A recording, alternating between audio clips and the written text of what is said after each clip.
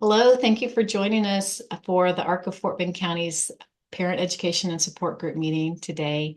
My name is Carrie Axtell, and I serve as the Advocacy and Youth Programs Director here at the ARC. The ARC of Fort Bend County is a nonprofit organization that is dedicated to grassroots advocacy, family support, and providing a variety of social and recreational programs for people with intellectual and developmental disabilities, from youth all the way throughout adulthood. If you would like to learn more about our mission and the programs that we offer, you can visit our website, arcoffortbend.org, and also follow us on our social media channels, both Facebook and Instagram, to stay connected with us. Today, if you have any questions during our presentation, we ask you to just please hold them to the end. And if you also want to write any of your questions in the chat, feel free to do that. I will monitor that and present that to our lovely speaker today. And we're very proud and glad to be honored with a great speaker today. We have Shelley Lebrett, who is a parent coach, who's going to introduce us to Robyn Gobbel's Raising Kids with Big Baffling Behavior. Shelley is a wife and mom to four boys, so she's boy mom, and she is a newly converted farm girl. Three of her boys are adopted, and it was welcoming her first adopted child 25 years ago that sent her down a rabbit hole of research and learning about what to do next as a parent, which we can all identify with. And as we know, this is also a journey that doesn't end for us as parents. So Shelley traded her elementary school classroom for full-time motherhood, and she has not looked back, but here she is helping us all today. So she's got a lot of great knowledge, and this knowledge eventually pointed her towards her dream job, which she now gets to do as an equine professional and a parent coach. So she gets to do what she loves most, which is helping fellow parents like us and who have kids who have challenges and with sensory nervous system, and gets to help them through a sweet herd of horses and Gobbel's owls, watchdogs, and possums. So we're going to learn about that here in just a moment. But we are so glad to have you here, Shelley. Thanks for giving us this presentation and just an intro to a very in-depth topic. Yeah, great. Well, thank you, Carrie. I'm really excited to be here. I kind of feel like it's just like a full circle with the ARC. When I first moved to Texas over 20 years ago, my newly adopted son, he was adopted from an orphanage in Ukraine, had just been diagnosed with FASD, and which for those of you that don't know, it's fetal alcohol spectrum disorder. And I was lost. I didn't know anybody in Texas. Nobody, I mean, in Houston, I didn't know anybody. And I just needed support.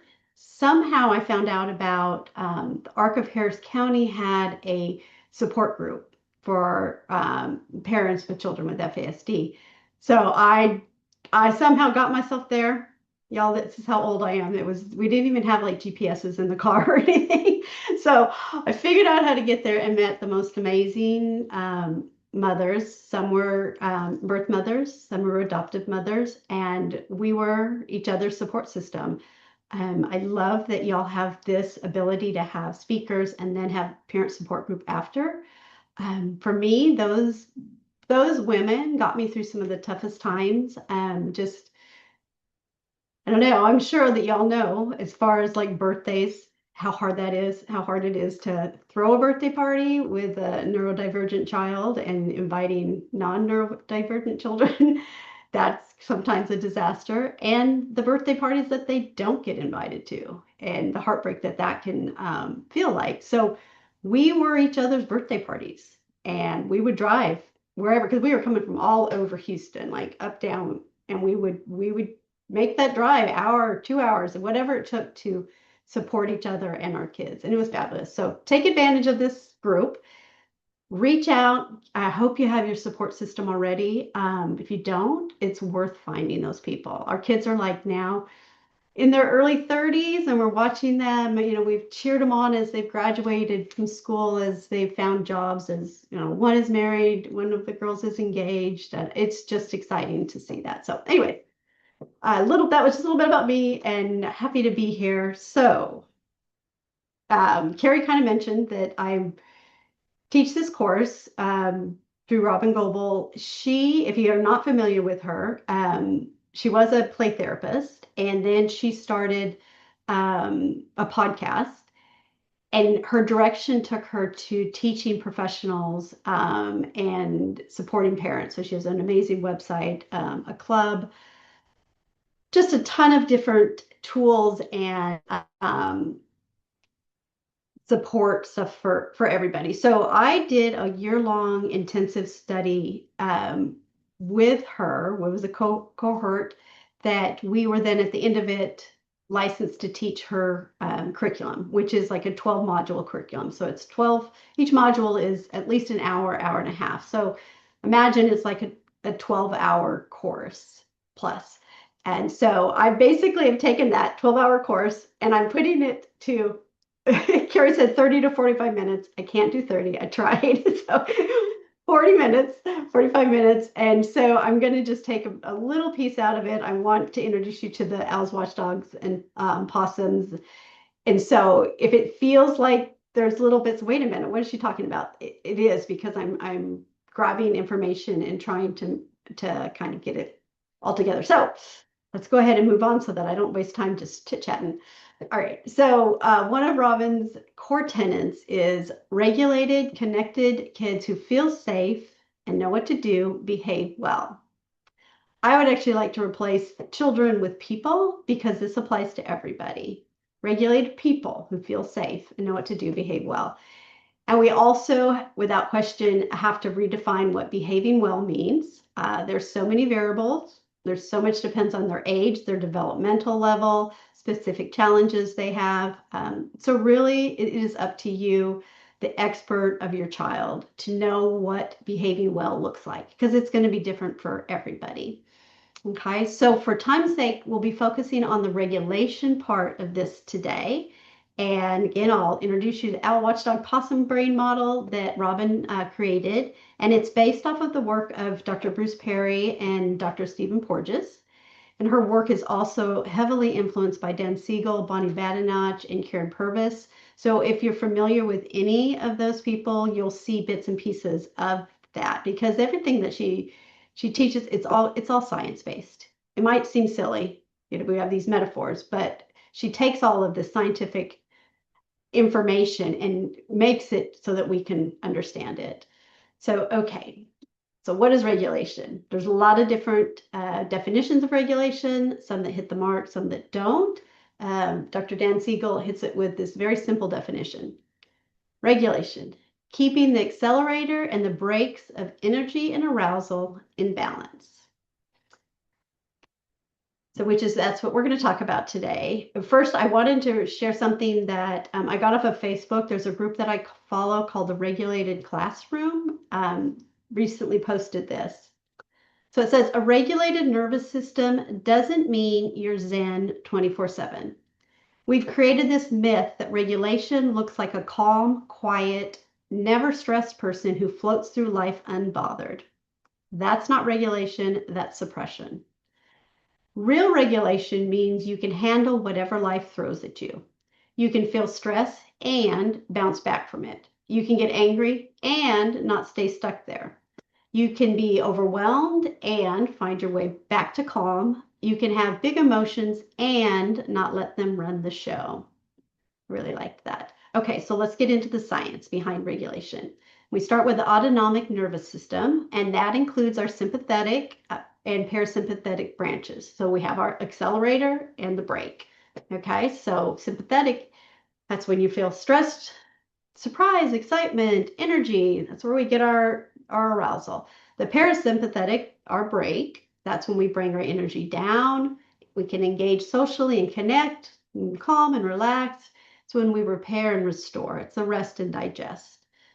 So we also, and you may have heard, fight, flight, freeze, and collapse. That is when these branches we're neuroseeding danger. So when our brain is taking in, I'm not safe, not safe, safe, not safe. That's what neuroception is, the subconscious process coined by Dr. Stephen Porges, where the nervous system is constantly scanning internal and external environments for safety or danger.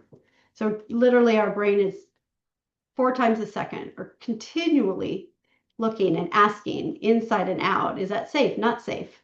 So it's this constant motion. And if it's more cues of danger than safety, then that's when we go into the fight and flight and freeze or the collapse if it's a life threat. Okay, so a regulated nervous system, just a typical nervous system, has a balance, right? So our accelerator, and then we take a break. Our parasympathetic nervous system kicks in, and then we get accelerated again, parasympathetic break. So this is what like a normal day would be, right? We go through it. We need that activation. We got to get out of bed. We need to be able to go do something, but we also need to be able to rest. So that is the normal. And while we're doing this, we have to do it within our window of tolerance. So what is the window of tolerance? So this is Robyn's definition. The space inside our nervous system where we can manage stress without freaking out. And I would add my own, we can manage stress without freaking out or checking out. So that's the basics of the window of tolerance. It's important to know that our window of tolerance is constantly changing. It's based on so many things. So it's not like my window of tolerance is always going to be this way. It's not. Sometimes it's narrow, sometimes it's wider. It just depends. If you use the acronym HALT, that can help remember some of the things that narrow our window of tolerance. So when we're hungry, angry, lonely, tired, scared, or stressed, that's when our window of tolerance will be more narrow. So like for me, especially when our kids were little, the months of October through December 25th, my window of tolerance so narrow. Now it's not quite so bad. My youngest is 17, so that crazy October and through November, that's not. But I still have a really narrow window of tolerance from Thanksgiving to Christmas, and a lot of that has to do with past experiences. So there's so much that plays into what our window of tolerance is. So just to get an idea, there's our sympathetic. That's somebody who is being able to stay within the window of tolerance without freaking out or checking out. We go up, we go down, but we stay within there. Okay. So how does this develop?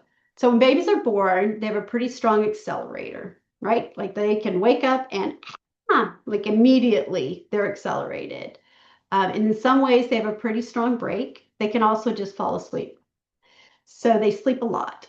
What they need help with is moving between the two. So strengthening the part of the break that doesn't move them into sleep, but moves them into that calm, active, alert stage. So they need help with regulation. So if you have a newborn baby and they wake up, they scream, and you take care of them, and you're in that calm space, like it's hard for them to stay in that. You know, if you're looking at a sweet cooing baby and that calmness where you're with that newborn baby, that doesn't last very long before all of a sudden they're like, whoa, this is too much for me. And then, then they move out of it.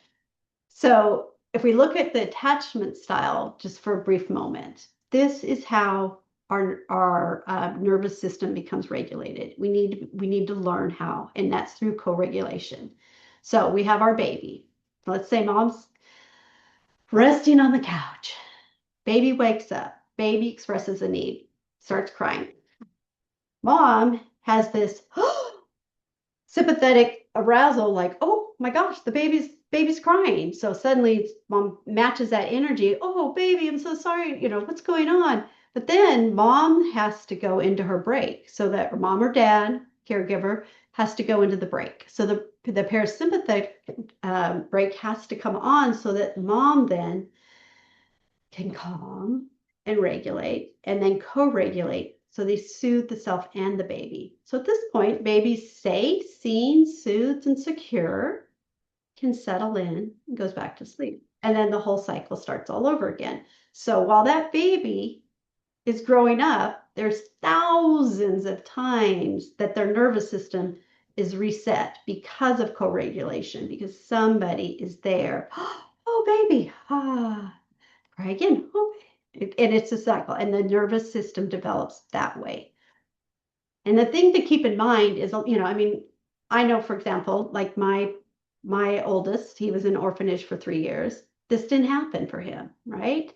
And I have another son who was adopted from foster care, like when he was 10, but he went into foster care at 18 months and there was a lot of neglect. He didn't have this. So this can keep developing. Like we don't, it's a lot better if we get this when we're a baby, but if we don't, as long as we are getting co-regulation from another person, we can develop that ability to regulate our nervous system on our own. And we continually, as long as we're living, we are still getting benefits of co-regulation from people. Okay. So attachment is the foundation for regulation. We know that. Um, it's just a cycle. Okay.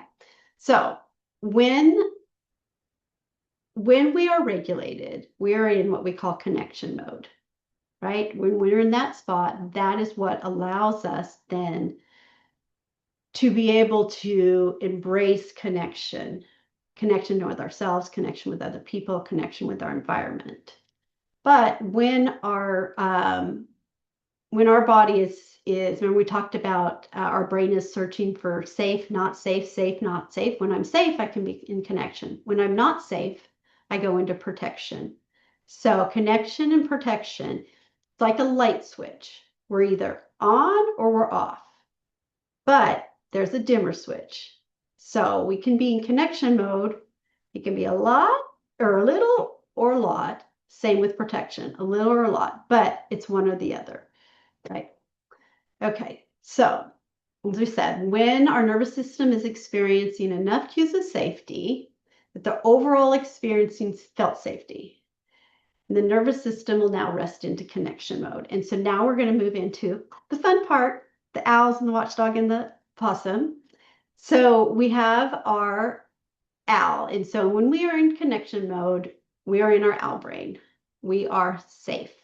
So make that connection, the connection between safe is connected, we're in danger, we're not safe, that is in protection. So owl, we're in connection mode.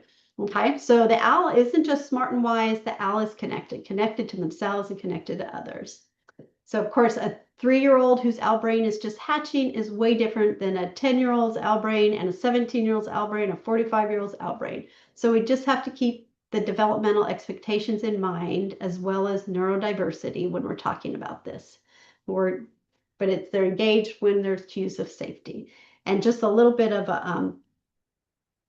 some behaviors, some things that you would recognize when you're in owl brain. But remember, these are just cues and clues. All owl brains are different. And it's, the fun part, getting to know our own owl brains and also our children's. So behaviors in your owl brain. So when you're cooperative, flexible, you can pause, you have impulse control, aware of social cues environment, socially engaged, invite connecting.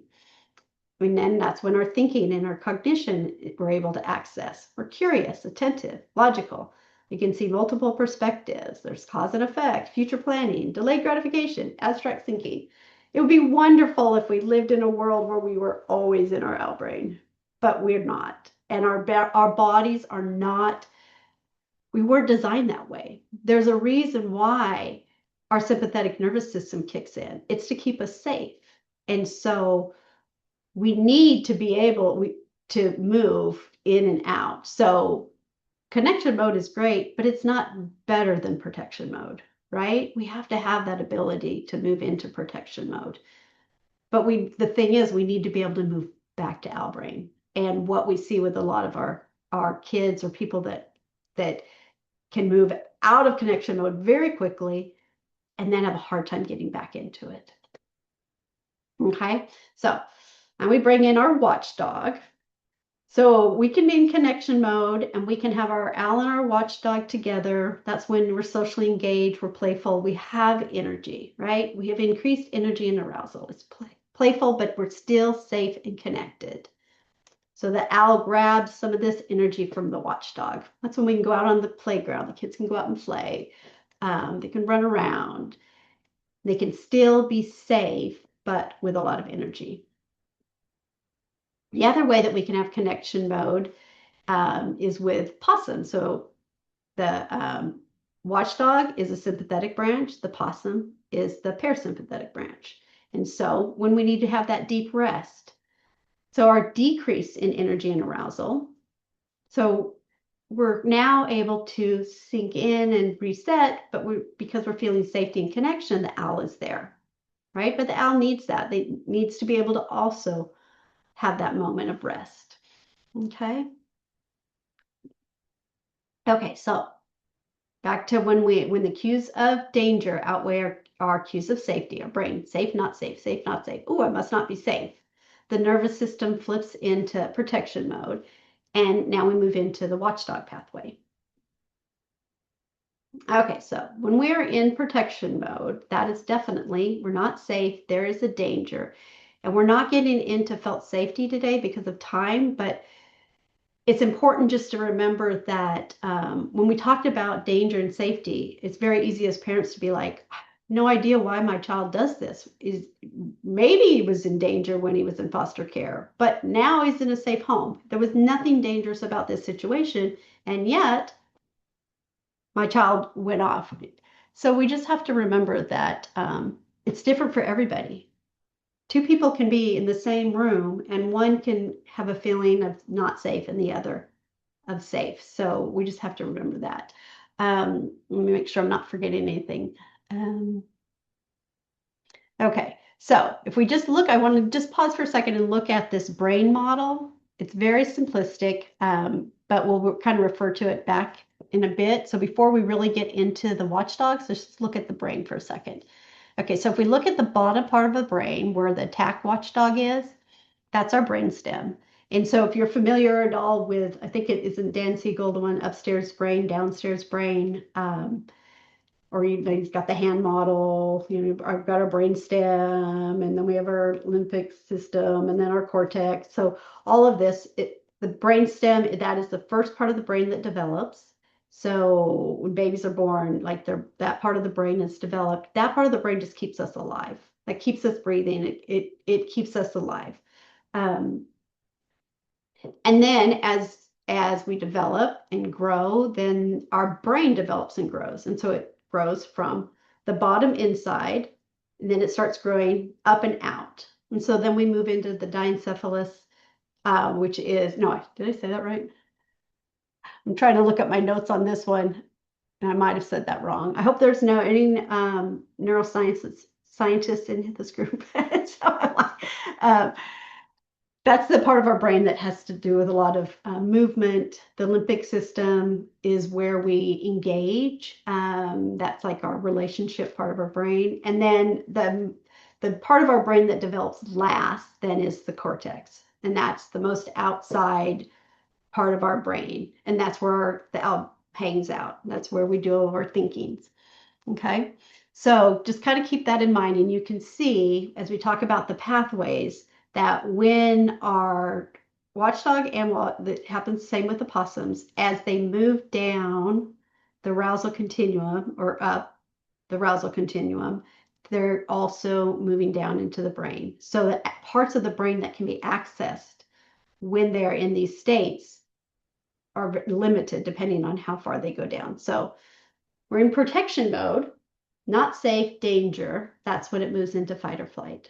So as we have increased fear, we have increased arousal, and then we have decreased safety, which means decreased connection, decreased regulation.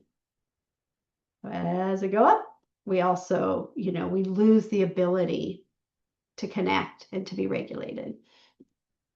Okay, so these 4 levels of arousal, this is based off of Dr. Bruce Perry's state-dependent functioning. Okay, so when there's mild danger, our nervous system is on alert. Moderate, we're on alarm. Intense, that's a fear. Severe, terror. Okay, and the things that you will see coming out of a person, you'll experience yourself. When you are alert, that's when you're vigilant. You might have some that are hyper vigilant. Alarm, you move into resistance. That might show as opposition or crying. Fear can come out as defiance, can come out as a tantrum, and terror comes out as aggression. So just take a moment and just look at this. We're talking about fear, alert, alarm, fear, and terror. All of that is danger, right? So it's characterized by um, things that happen when we're scared. Okay, so basically what Robyn did was take this model, Bruce Perry's model, and said, okay, all of this needs to be relatable to kids. It needs to be easily talked about. And actually, when she was working with the kids in her practice, they came up with these watchdogs. So if we look at our alert state, that's the what's up dog, watchdog. So when we first begin to detect the environment, prioritize getting more information so that we can make the right decision. Our eyes and head shift around, our vigilance increases. We might get a bit more restless as energy moves into our limbs. It's to prepare us to really fight or flee. We start to maybe get a little less cooperative, a little difficult to get along with, maybe sassy and rude. If we were a watchdog, we'd lift our heads up from where we were napping and kind of look around. And then we move down to the alarm level, which is ready for action watchdog. At this point, we are pretty well into fight or flight and not having a ton of connection to our thinking brain. So at this point, the owl has flown off, right? The owl can stick around and be there when we're in what's up, but by the time we get to ready for action, the owl has flown away. Okay. Um, so the ready for action watchdog, so there's not a ton of connection from the thinking brain. In fact, we no longer use thinking brain strategies to calm down. Our bodies speed up. We aren't being reasonable. We are getting full on oppositional tantrums, ignoring, refusal. If we were a watchdog, we'd be standing up with lots of energy in our legs so we could attack or run away when needed. So we're ready for it. We move down to fear, and fear is the back off watchdog. So now we're really reactive, defiant, verbally aggressive, lots of energy in those arms and legs that might be getting tossed around, posturing or threatening movements. This watchdog is barking and growling and generally being quite scary. But remember, this watchdog is scared. He might be acting scary, but it's because he's scared. And finally, the terror level is attached watchdog. Dangerous behavior comes to the surface, hitting, punching, kicking, spitting, throwing, pushing, because the only priority is staying alive. This watchdog is attacking, but again, this is due to fear and the desire to live. So I don't know, I had some kids that could go pretty quick from what's up down the arousal continuum. It can be really scary for us when that happens too. Okay, I'm not going to read all these because I need to get through this a bit, but you can see some of the other things that you might see pop up as far as the way a body might look when somebody's in these things that they might do. And remember, it's different for everybody, but these are some of the things that you might see. Okay. All right. So now we're going to go. Remember, we have connection or protection. We have the sympathetic nervous system, which is the watchdog. We have the parasympathetic nervous system, which is the possum. So the possum is actually not feeling safe, but seeing it as a life threat. The watchdog is I'm not safe, but the possum is seen as a life threat. A possum can be really actually confusing because sometimes a possum looks like there's no problem. And these are the kids that often get overlooked because typically they're not causing trouble. Watchdogs, we know watchdogs. Watchdogs are very clear when they're going through this pathway. Possums is harder to tell, but it can actually be more dangerous if you have a kid that goes down the possum pathway.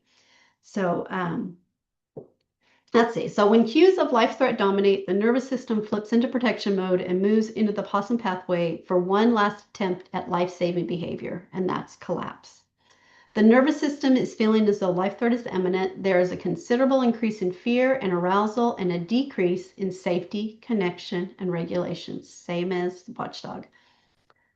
So when I say there's increase in arousal, we mean that we continue to move along the arousal continuum. Possum energy increases, but it's kind of confusing because it's felt or experienced as a significant decrease in energy. The owl brain has flown away and the possum brain takes over. Okay, so it's the same continuum, but this is the dissociation continuum. So when we're going down the parasympathetic pathway, or if you're familiar with polyvagal theory, this would be the dorsal vagal, and that's when we're dissociating, right? But we see mild danger, alert, moderate alarm, increased fear, severe terror. So it's still the same fears that we're going through. So in this case, when possum's alert, it's the avoid. Alarm, it's comply, it's kind of robotic. Fear, dissociate, shut down. Terror is collapse and faint. Okay, so same thing. Robyn took these characters to try to make them more relatable. So for alert, we have La La Land possum. The alert possum is just starting to shut down, so the owl's still kind of hanging around. Possum might look bored or a little flat in the eyes and face, avoiding, spaced out. Alarm or trickster possum can become over compliant. And a lot of people would be like, well, is that a problem? My child's doing what I want. But overcompliance is actually pretty dangerous outside of the safety of your family. The alarm possum can sometimes feel robotic. They tend to say yes a lot and just do what they are told, even without thinking. Again, I know sometimes that doesn't seem like it's a problem, but it is. It's pretty unsafe behavior, and it shows us that the brain is really afraid.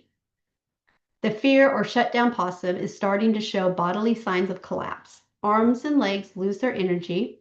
They are slouched over. They are forgetful, can't complete tasks that you are confident they know how to do.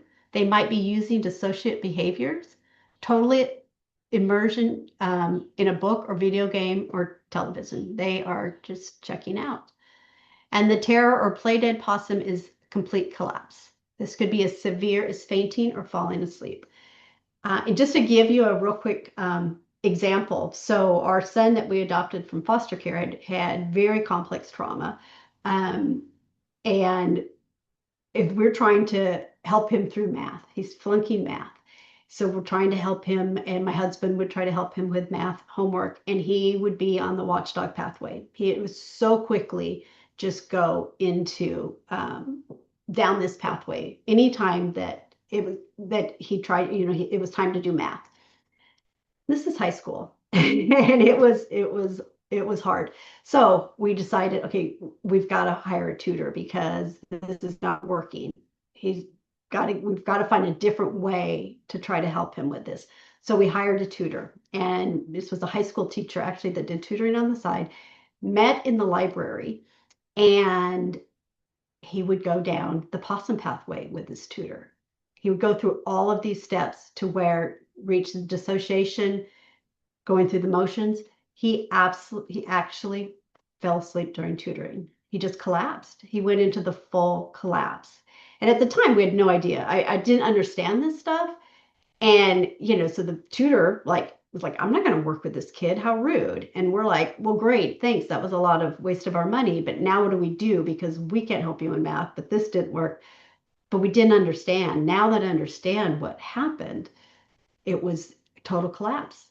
And who knows why math set him down these pathways, but it did. And so if I would have had this information then, I think I would have looked at it much differently. We would have found different ways to work through it instead of being like, well, you knew how to do this yesterday.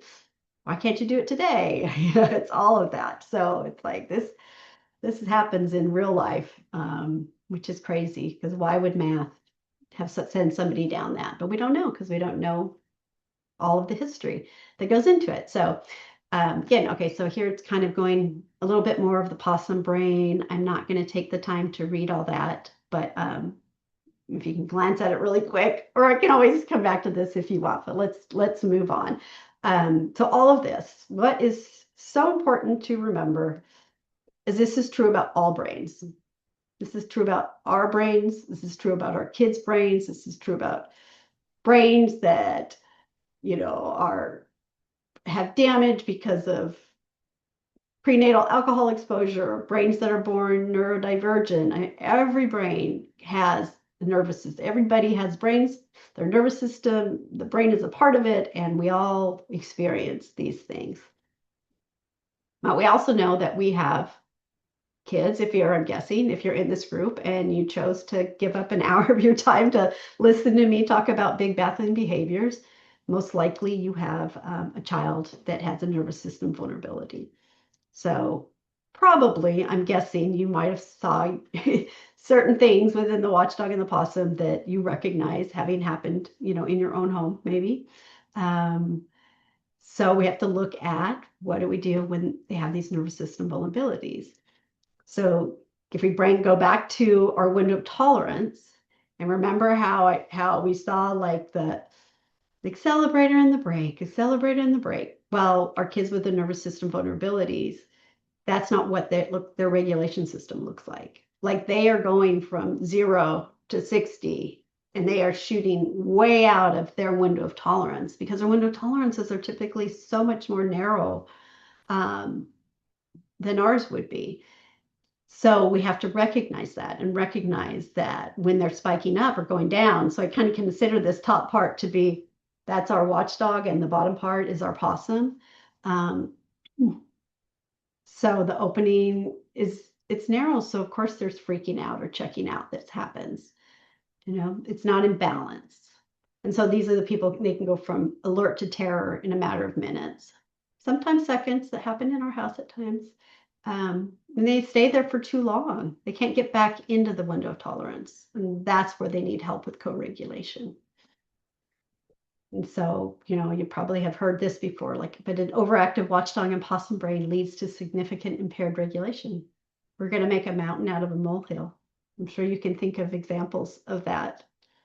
I can remember the offer of pizza turning into a bat to my car. I was like, how did that happen? Mountain out of a molehill. We see it all the time. So here's some of the things that lead to vulnerable nervous systems. It's not a complete list. It's just some things that you may find as you're looking through this. Yeah, that's my kid. Or maybe you don't know why. There's a no cause.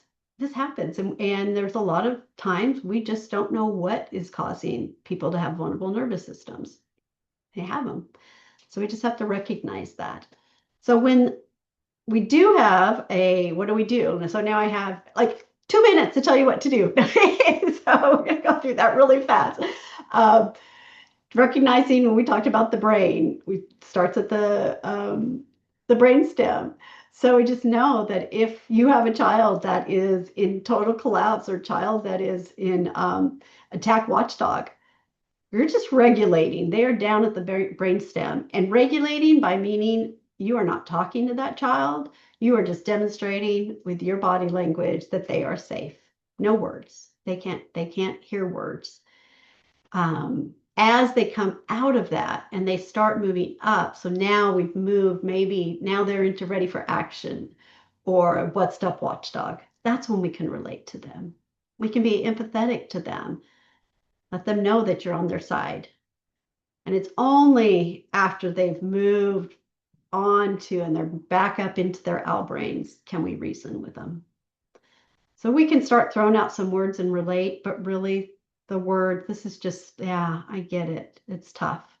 Reason, that's when we can start problem solving. We are not talking problem solving in these two states, relate and regulate. We're waiting until owl brain comes back. I'm not going to go over this because I don't have time, but I just want to remind you that regulation has to happen with co-regulation. We have to have that. We cannot have self-regulation. It's not taught. It is developed through co-regulation at any age. So that's so important. And also, regulated does not mean calm. Another thing I really want you to take away. We can be full of energy and be regulated. We can be angry and still be regulated. It doesn't mean calm. So just aim to be present, authentic and regulated, meaningfully connect and delight in your child, welcome reunions, whether short or long. I mean, I try to practice that so much that smile on my face. I'm happy to see you. Even if we just went through that pathway an hour ago, I'm seeing you now and I'm seeing you for the first time. And I'm happy to see you. Have fun, tap into playfulness, spend time growing your own owl brain. So important and not always that easy to do, but there's a lot of things you can do. So I'm going to look at real quick. This is from the regulated classroom. Again, things that we can do to regulate our nervous system. So important. Play, nature, rhythm, movement, co-regulation, laughter, and predictable routines are just a few of the things we can do to help regulate our nervous system.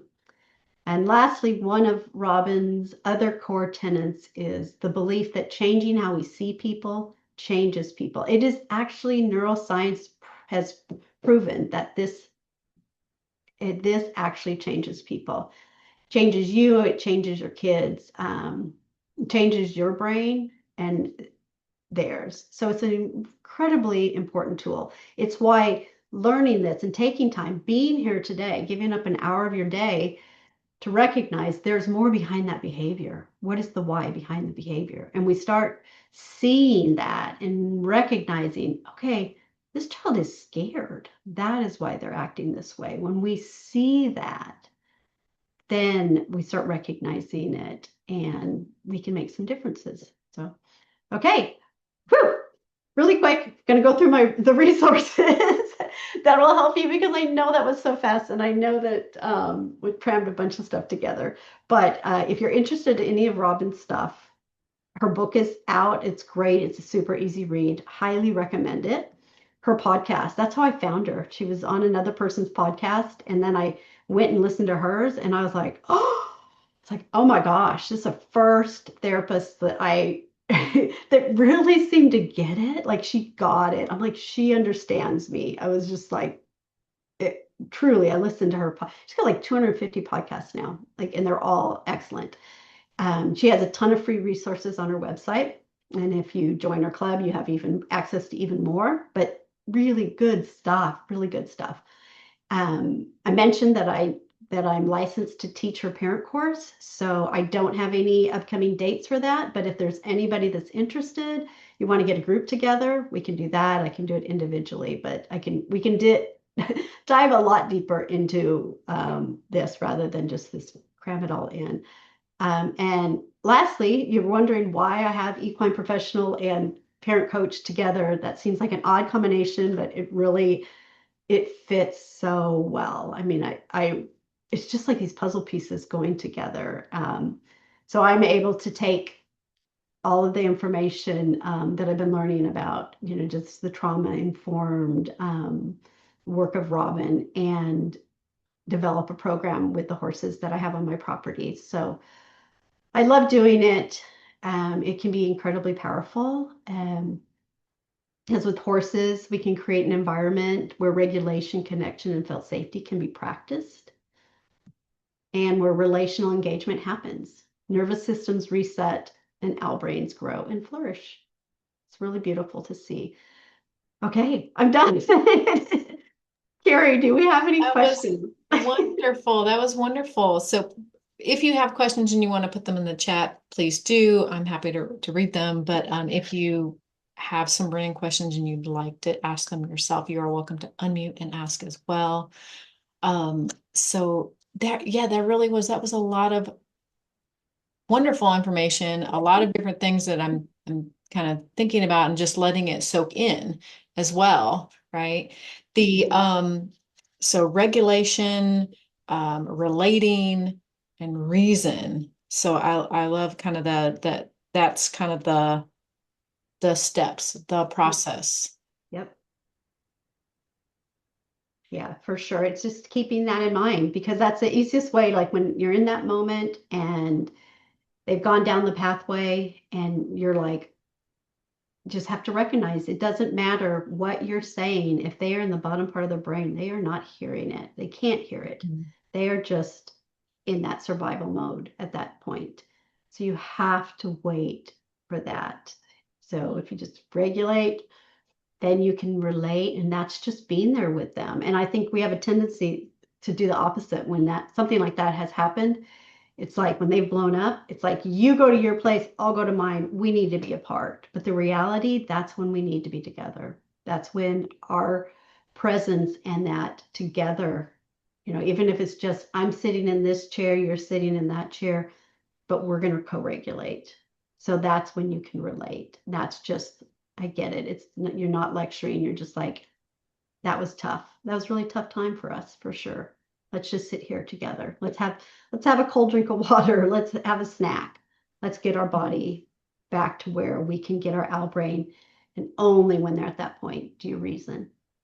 And that could be the toughest thing is just taking that time because we're, like you said, we're dysregulated now ourselves. So it's hard for us to, because we're almost reacting off of them. And so how to stop ourselves, recognize this is what's going on. I need to take a step back and just be for a moment and not get caught into this cycle myself.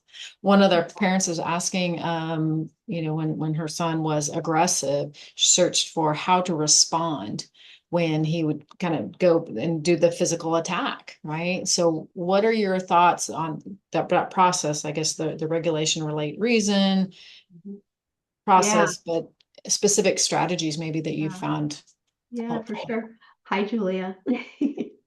We know each other, but we haven't met in person yet, but we'll meet in a couple days. So I'm excited at the FASD conference. So thanks for being here, Julia.